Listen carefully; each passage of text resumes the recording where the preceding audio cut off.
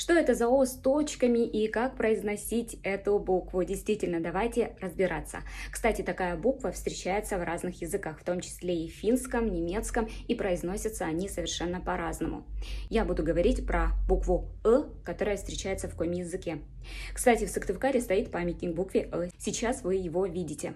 О с точками или О с умлаутом, так называются эти две точки над буквами, которые означают, что звук при произношении изменяется.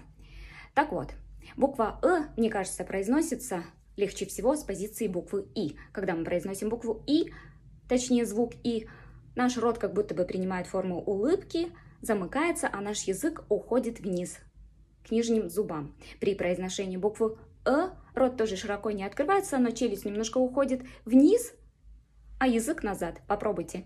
И в отличие от звука О, губы мы не округляем.